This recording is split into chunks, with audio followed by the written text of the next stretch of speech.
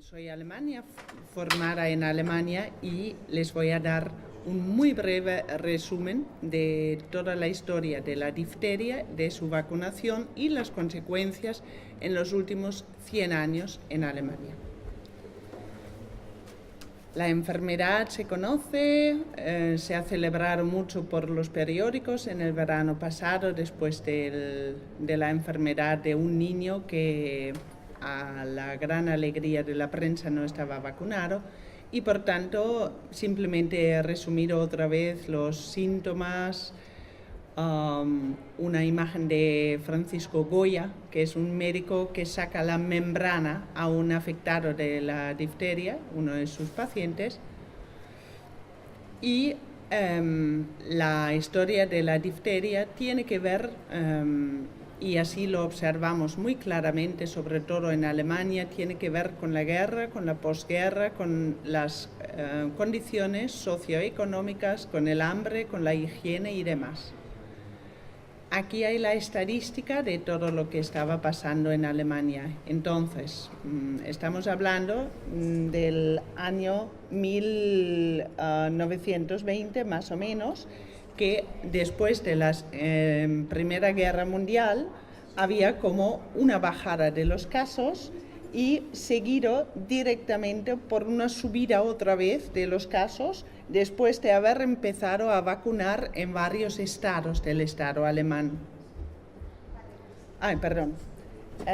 Entonces, vivimos en los años 40 hasta 45 un pico muy importante.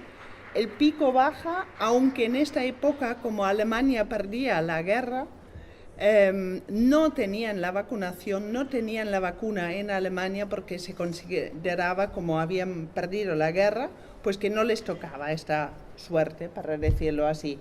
De todas maneras, baja de forma impresionante la incidencia de la enfermedad, se empieza a vacunar en el año 1970 y vuelve a subir a cabo de pocos años la incidencia, morbilidad y mortalidad, sobre todo de esta enfermedad, para luego bajar. Luego hablo de los años 2000 en adelante. En Alemania hubo dos picos de incidencia de difteria durante las dos guerras, de 1914 a 18 y 43 hasta 45, que es la fase cuando realmente entramos en hambre, entramos en bombardeo, en miedo continuamente, pocas condiciones higiénicas. Después de la Primera Guerra Mundial, en el año 1922, baja la incidencia de la difteria a la cuota más baja en todos los países hasta entonces vista. Vuelve a subir en la crisis económica mundial, interesante. Al pico de la guerra vuelven a subir muy alto. Después del año 45 baja la incidencia y la mortalidad de la difteria. Las vacunas que se dieron mediados de los años 30 en algunos municipios en Alemania no influyen en la extensión de la epidemia en los años siguientes durante la guerra. La bajada de la incidencia en el año 1922, de todas maneras, no estaba influida por la vacunación, ya que no existía. Estos datos son oficiales del Instituto RK, quiere decir Robert Koch, que es el Instituto Nacional de Recogida de todos los datos, y los comentarios son del mismo organismo.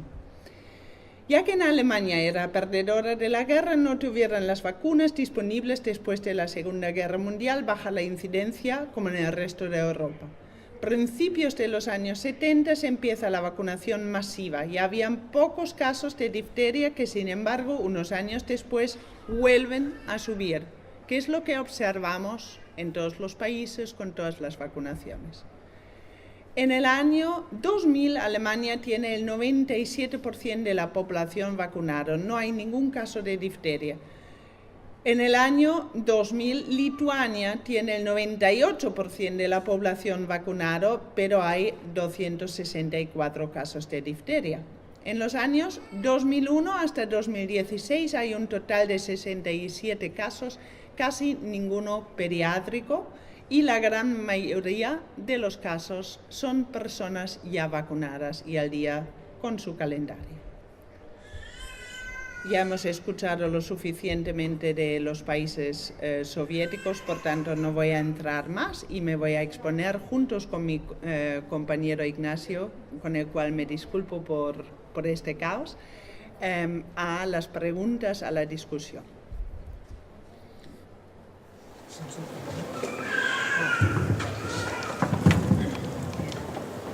Agradecemos el esfuerzo, el notable esfuerzo que ha hecho la doctora Lindemann para ceñirnos y poder darles a ustedes la oportunidad de intentar compensar, y así lo digo con toda franqueza, el atropello del que hablaba hace un momento. En este caso me sumo también el atropello que voluntariamente se ha sometido la doctora Lindemann.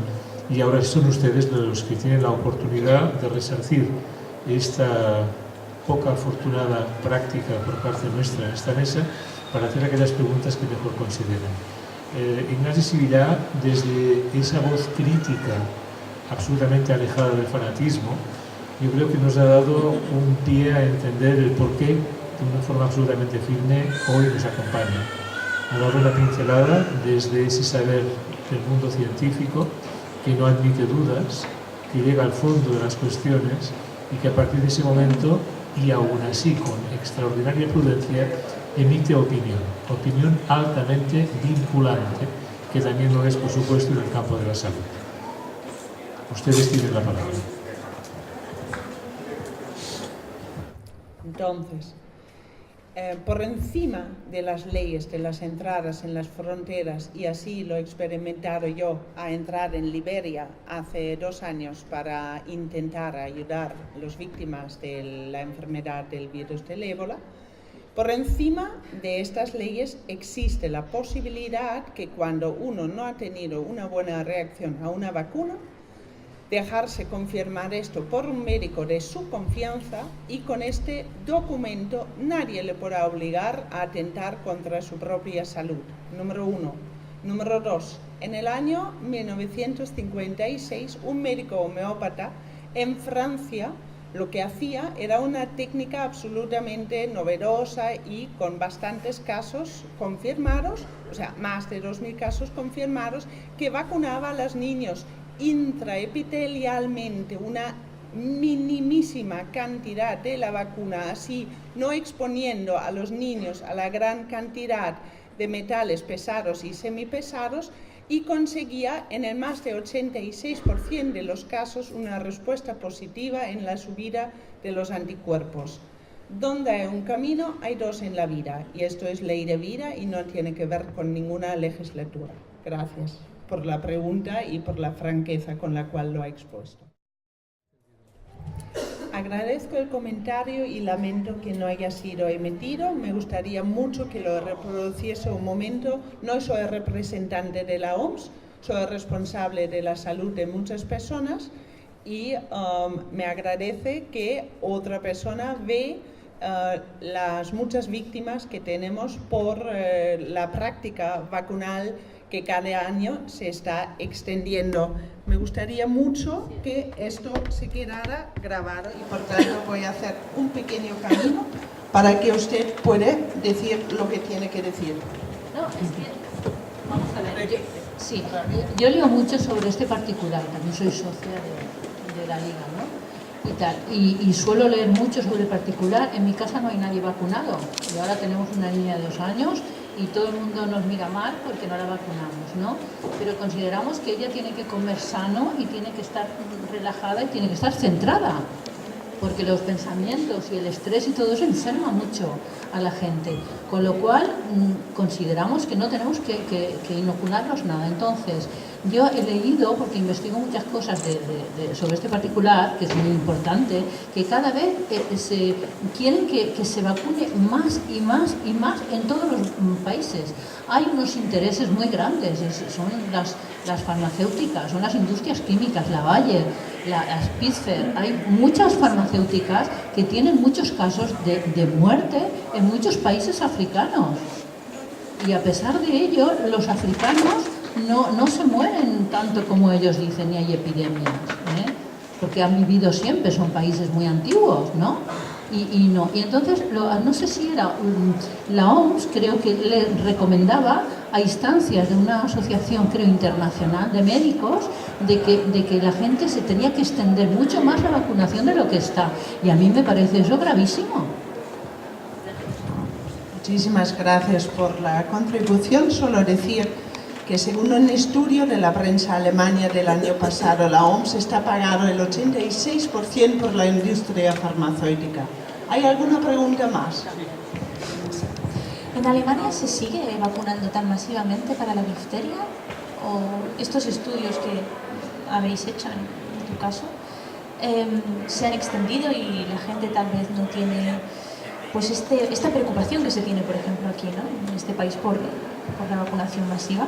También, antes de darte el micro, os quería dar las gracias por los estudios que habéis hecho. Me parecen, la verdad, muy, muy bonitos, y la verdad, daros las gracias porque es un trabajo muy exhaustivo hacer un estudio así.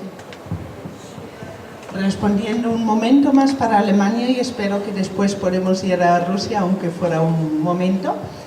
Entonces, estoy en estrecho contacto con los colegas en Alemania y a veces voy para dar charlas e informarme y así. Entonces, el panorama desde la parte oficial no es distinto de aquí. ¿Sí?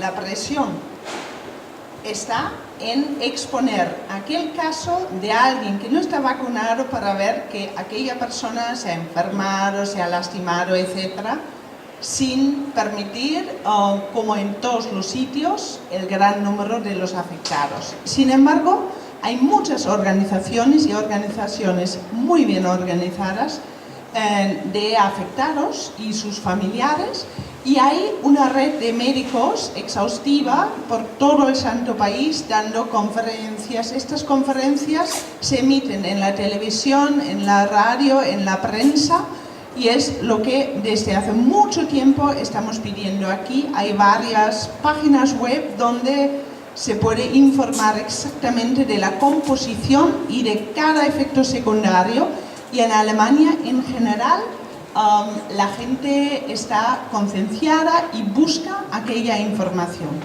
Número uno. Número dos, desde hace 2 años se está cambiando un poquito todo el panorama, desde que la inmigración, con 1 millón de sirios ya asumido, ha entrado en el país. Entonces, sobre todo en la parte del país del este, hay un miedo de que la inmigración puede causar la vuelta de otras epidemias, y por tanto, como hay una alerta en el país, y sobre todo los refugiados, según mis colegas que están atendiendo en varios centros, porque hay una atención general de médicos, de personal sanitario en todos los sitios, en todas las ciudades, especializada en la acogida de los inmigrantes. Me reportan que estas personas que vienen de Siria y otros países menos bien remuneradas socioeconómicamente, para decirlo así, piden más medicina, más medicamento y más vacunación. Como si esto fuera el logro, o sea, la campaña ha sido efectiva en vender que más es mejor. ¿Vale? Gracias.